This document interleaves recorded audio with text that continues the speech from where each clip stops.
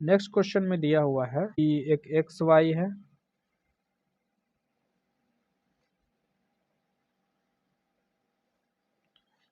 इस तरीके से एक्स वाई है।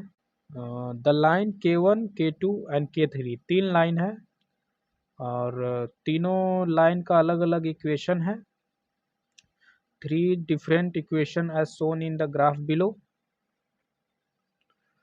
The solution of the equation represented by the lines K1 and K3 is x बराबर 3 and y बराबर 0।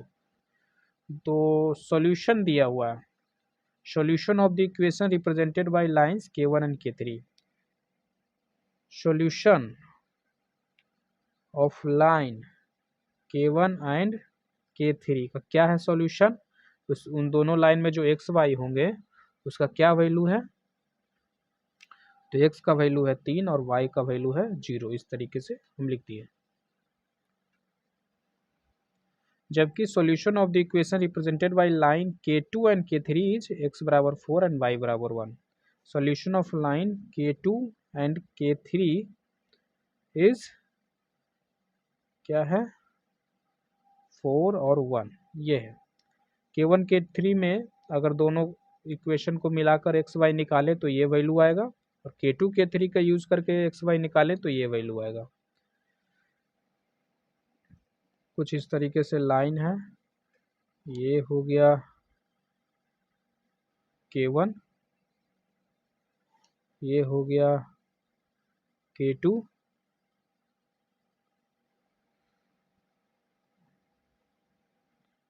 और ये हो गया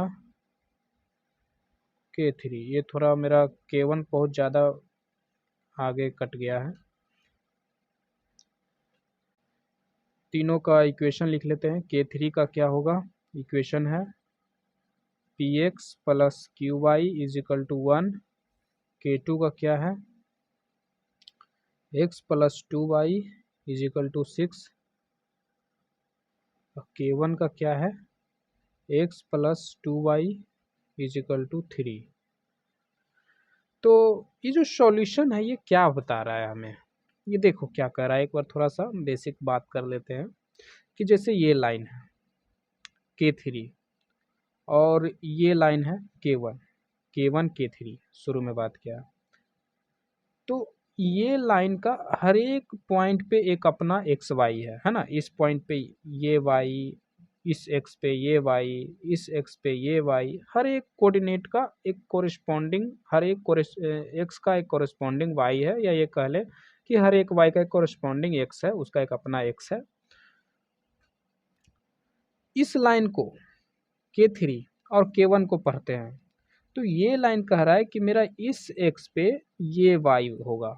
ये अगर x लेते हो तो हम ये वाला y देंगे, पर ये लाइन कहता है कि नहीं, ये x लोगे तो हम ये वाला y देंगे।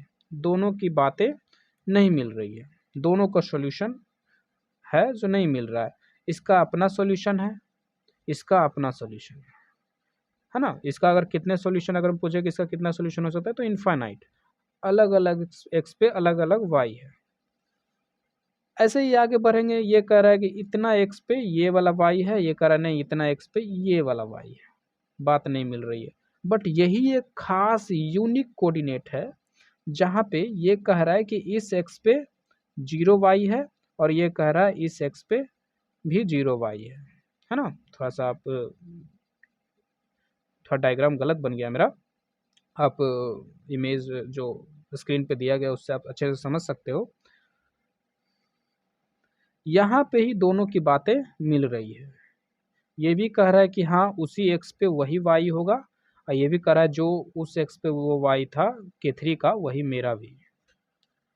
ऐसे ही K2 और K3 की कर सकते हैं। इस x पे इसका अपना y, बस इस वाले पॉइंट पे दोनों का जो इसका जो x है, इस K2 की बात करें तो कह रहा है इस x पे ये y और ये भी कह रहा है कि हाँ इस x पे यही y। इस लाइन की बात करें तो इस x पे ये y, इस लाइन की बात करें तो इस x पे ये y। तो जिस पॉइंट पे दोनों की सहमति होती है, दोनों का सेम आता है, वही दोनों इक्वेशन का सॉल्यूशन होता है। अब क्वेश्चन की ओर आते हैं, क्या कह रहा है किताब। Which of these is the equation of the line K3। तो K3 का आप ध्यान से देखोगे तो K3 का इक्वेशन में आगे जो कोफिशिएंट है P Q वो वैल्यू नहीं दिया, और सब में दिया है बट इसमें नहीं दिया। तो उसी से क्वेश्चन पूछा है कि which of this is the equation of the line K3। कुछ 4 ऑप्शन दिया हुआ है, उसमें से कौन सा होगा जो K3 का, कौन सा है जो K3 का इक्वेशन है। तो हम P Q निकाल लेते हैं और उससे फिर कंपेयर कर लेंगे।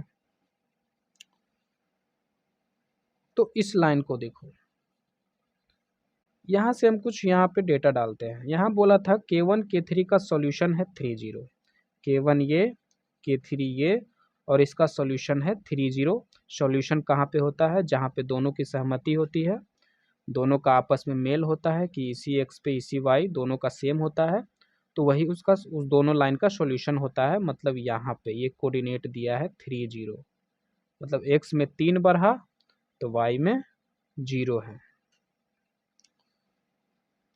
और इसका कोऑर्डिनेट है K2 K3 का 4 1, तो यहाँ 4 1 कोऑर्डिनेट हो गया।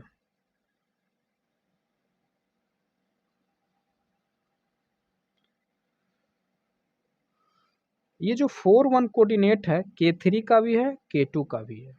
ये जो 3 0 जो कोऑर्डिनेट है K2 का भी है, K3 का भी है, और K1 का भी है, K2 का नहीं है, K3 का भी है, K1 का भी है 3 0। तो Px इसी का इक्वेशन हमसे पूछा है, Px plus QY is equal to 1। तो इस लाइन पे चलते हैं। इस लाइन में अगर हम चलते हैं तो यहाँ पे x और y का वैल्यू दिया हुआ है, इस इक्वेशन का x और y दिया हुआ है। इस इक्वेशन में इस लाइन का कोऑर्डिनेट एक दिया हुआ है, क्या 3 0, और एक दिया हुआ है 4 1। तो ये 3 0 क्या है, इसी x और इसी y का वैल्यू है, तो हम यहाँ 3 रख देते हैं, 3p, और y का वैल्यू 0, तो 0 is equal to 1, p is equal to 1/3। इसी तरीके से 4 1 भी जो एक्स वाई का वैल्यू है इसी का वैल्यू है, इसी लाइन का एक्स वाई का वैल्यू है, तो ये भी हम x के जगह पे रख सकते हैं। तो x के जगह पे 4 p, y के जगह पे 1 is equal to 1, 1 q is equal to 1, है ना, y के जगह पे 1, x के जगह पे 4। तो एक ये इक्वेशन आ गया, एक ये इक्वेशन आ गया। p इज इक्वल टू यहाँ रखते हैं, हम q निकाल लेंगे, 4p is equal to 1/3, q बराबर 1, q is equal to 1 minus 4/3 minus 1/3। तो q is equal to minus 1/3 और p इज इक्वल टू 1/3। अब ऑप्शन मिलाते हैं, पहले यहाँ पे रख लेते हैं जो हमारा था, p और q का वैल्यू मिल गया।